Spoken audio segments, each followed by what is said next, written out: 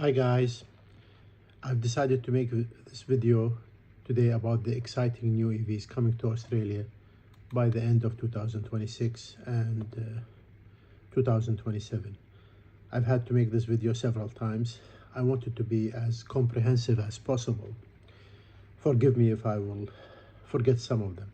I made a list just to make sure everything is okay. Let's start talking about the important ones. First one is Xpeng. I've made separate videos about this. The G6 facelift is here, not capable of VLA. The LO3 and the G9L are coming end of the year, October, November release. The all-wheel drive version of the LO3 might be delayed. It seems the G9L is coming first in a 5-seat variant. They're both VLA capable. By the beginning of next year, we will have hopefully the LO5, also VLA capable, and the GX. There is also some other important brands like coming here. Let's talk about NIO. NIO is an important player in the market in China, but unfortunately it's been slow to introduce cars to Australia. It has introduced multiple cars to Europe with not great success because they were overpriced. Here they're bringing their budget brand, the Firefly, with a small hatchback. We don't really have a confirmed release date. We'll have to watch the space and see how it goes.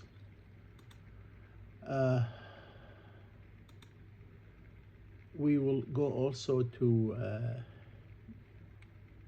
a new one, which I have noticed is here, but not a lot of reviews, unfortunately, which is the Forthing, which has two lineups.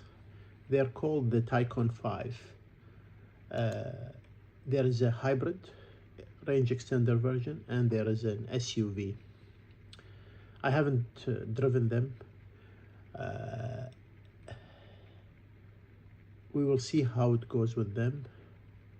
I do not expect great sales, but I'm happy to be surprised.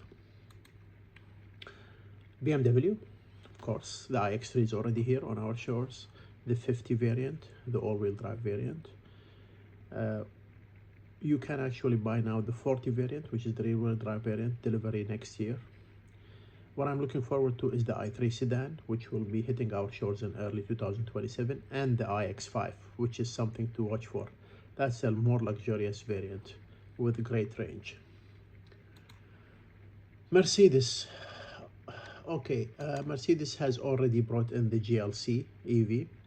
Still not hitting our shores, but you can, I think pre-orders are open. And it's an amazing offering in terms of luxury, although it's a bit more expensive. There's also the CLA coming soon, which is an important sedan, EV sedan from Mercedes. Volvo is a leader in the field, and they're bringing their amazing EX60 with the funny door handles. So you can actually pre-order now the P6 and the P10 variants. The P6 is the rear-wheel drive variant and the P10 is the all-wheel drive variant. But the P12 with the larger battery is only coming next year. But we should have the P6 and the P10 by the end of the year.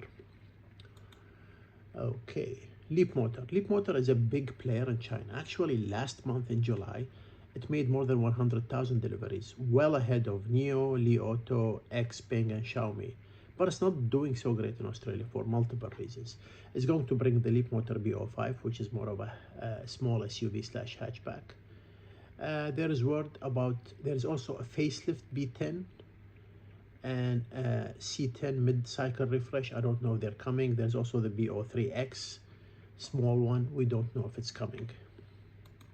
But the BO5 is confirmed, hopefully by the end of the year. Deepal, another great brand from Shangan, which is not doing so great in China, although they have a small increase in sales. They will be bringing very soon their most important one, I think, is the SO5, which will be coming in both rear-wheel drive and all-wheel drive variants. That's a car to view. I think it looks very beautiful and it has very good software. Hopefully they will sort out the bings and bongs, not like what happened with the sister cars. Geely, big brand, big ambitions. EX5 is doing amazingly well. As we know, there is a new EX5, the rear-wheel drive variant with a bigger battery, more speed. It's being released for pre-orders. It's not been delivered in China.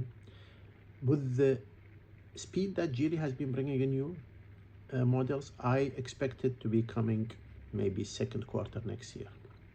Geely X2 has already hit our shores. Pre-orders are open. It's going to be one of the most important models for Geely. It's in the small hatchback, and it's a very big competitor for the BYD smaller variants. It should be selling well. We'll have to watch the space. Now, BYD. What can I say about BYD? The biggest electric / new energy vehicle car manufacturer in the world. Unfortunately, till now, they have not brought any of their new variants, which are, there's a lot of them. You can't even name most of them. There are so many of them. The only one that's confirmed with new technology coming is the Atto 3 Evo. Unfortunately, for some reason, BYD has chosen to bring only the rear-wheel drive version, not the all-wheel drive. Most probably that will come next year. It is the first 800 kilovolt architecture offering from BYD. As you know, the Sea Lion 7 and the Seal have been discontinued for the Chinese market. So we should be getting new versions next year. I would caution people, that's my experience, unless they are really interested in buying a BYD now, to wait for next year, as I think there's going to be a lot of models with better technology and flash charging coming. Still saying that BYDs are very good cars. There's also an M9, which is a plug-in hybrid, which might be coming. Not really sure about that. What I'm looking for is the Seal 06, 06 GT, the Seal 07, and the Sea Lion 07. We'll see if they're going to come. And there's also updated BYD Atto 2. We'll see what happens. Now, let's talk about Toyota. Toyota, the biggest car manufacturer in the world, which unfortunately has not really paid a lot of attention to electric cars. They don't really seem to believe in them. I don't know. They treat them more as compliance cars. Although, interestingly, their sales of electric cars, even in Japan, are increasing, driven mainly by the BZ4. Hopefully, we will be getting the BZ4 X Touring.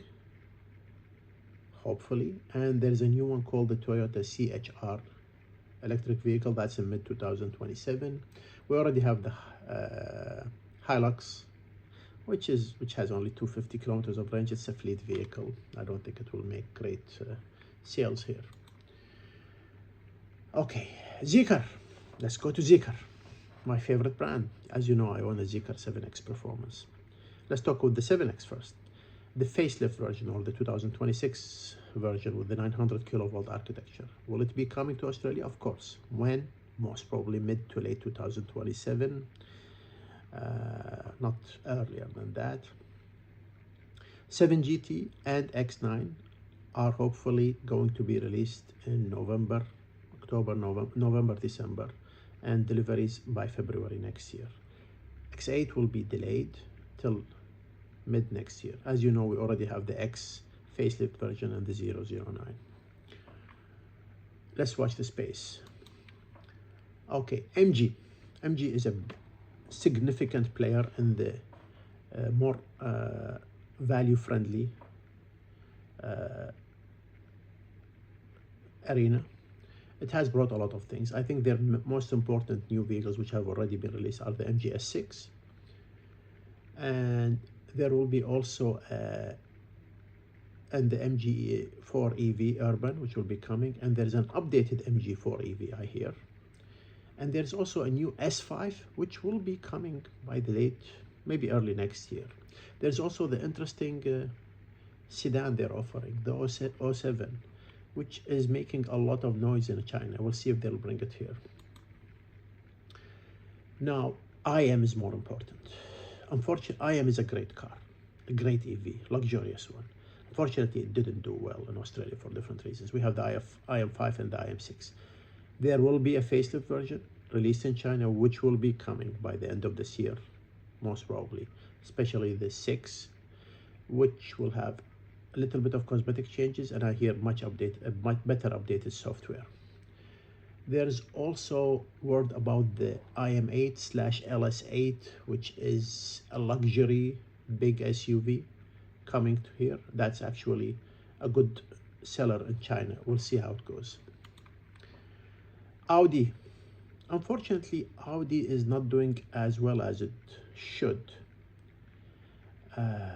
Maybe it's a bit overpriced. As you know, the Audi Q6 and Q4 already exist, the e-trons. What's coming new? The Audi A2 e-tron possibly coming, not really sure, but there's a facelift of the Q4 e-tron which is coming. Let's see if they can improve their sales.